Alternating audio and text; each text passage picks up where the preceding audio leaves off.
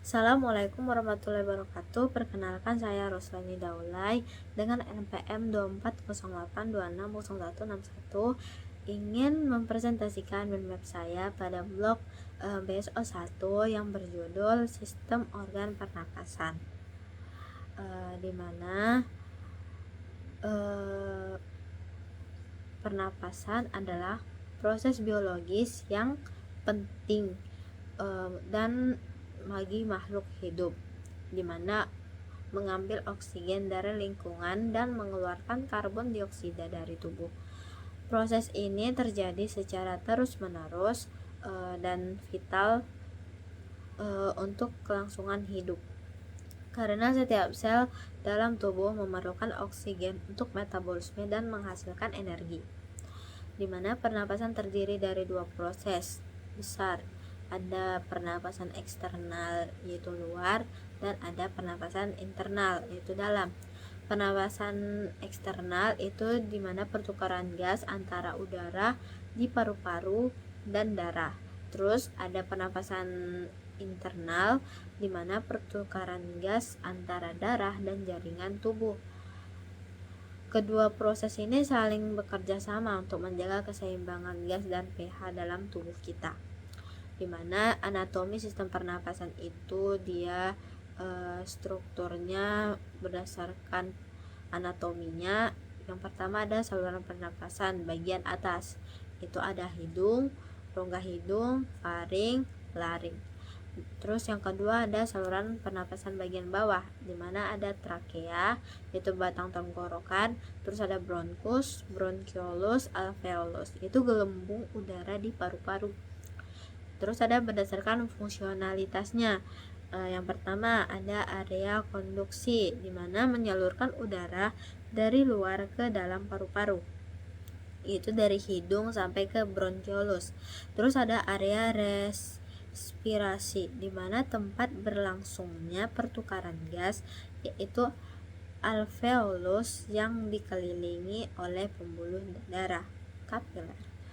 Terus alveolus adalah bagian terpenting karena disinilah oksigen masuk ke darah dan karbon dioksida dikeluarkan.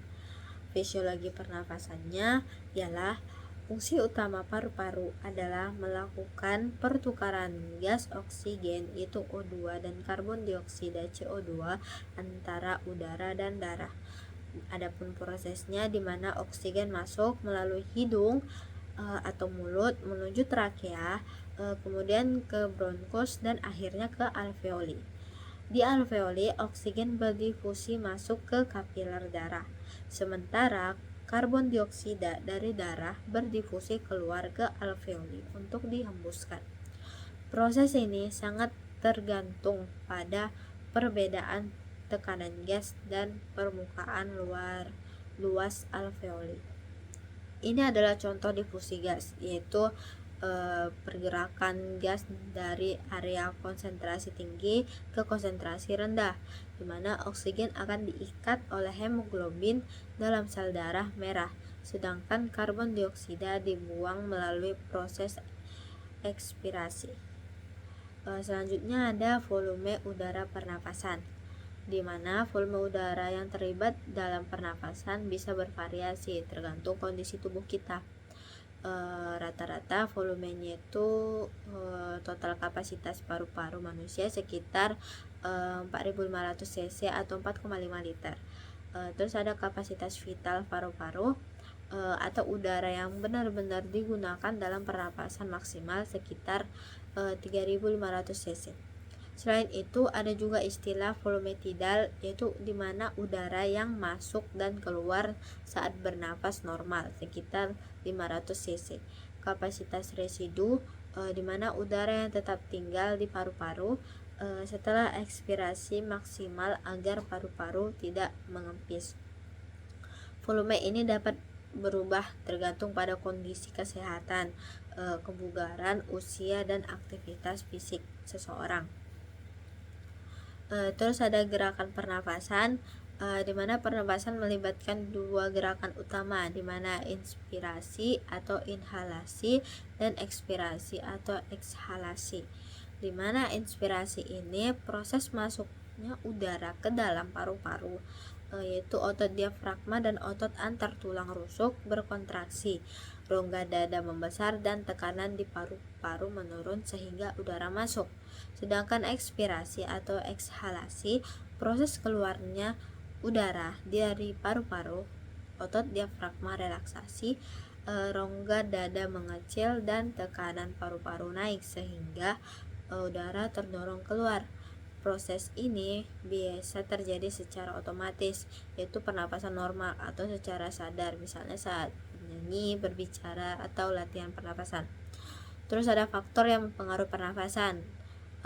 Yang pertama itu ada usia, dimana bayi bernapas lebih cepat daripada orang dewasa. Semakin tua, efisiensi paru bisa menurun. Yang kedua, bisa dari jenis kelamin, di mana laki-laki umumnya memiliki kapasitas paru lebih besar daripada perempuan. Yang ketiga, ada suhu tubuh, di mana suhu tinggi mempercepat laju pernapasan, misalnya saat kita demam. Yang keempat, ada posisi atau postur tubuh. Berbaring datar bisa mengurangi volume paru, duduk tegak membuka rongga dada dan memperlancar pernafasan. Yang kelima, ada aktivitas fisik, di mana olahraga atau aktivitas berat akan meningkatkan kebutuhan oksigen dan mempercepat pernafasan. Mungkin inilah presentasi saya. Di sini saya ada mencantumkan referensi, dan dari web saya ini kita dapat mengetahui bahwa tubuh mengambil oksigen dan membuang karbon dioksida. Terdiri dari saluran pernapasan dan jaringan paru-paru yang bekerja secara terkoordinasi, dipengaruhi oleh berbagai faktor seperti usia, aktivitas, suhu, dan posisi tubuh. Dan dia ini bekerja melalui proses inspirasi dan ekspirasi serta pertukaran gas di alveoli. Jadi kita menjaga kesehatan sistem pernafasan itu sangat penting, terutama dengan menjauhi rokok, polusi udara, dan memperkuat kebugaran fisik. Olahraga teratur, pola hidup sehat, serta konsumsi gizi seimbang akan membantu menjaga paru-paru tetap optimal. Mungkin cukup sekian presentasi saya. Apabila ada kesalahan saya mohon maaf. Billahi taufiq wal hidayah. Assalamualaikum warahmatullahi wabarakatuh.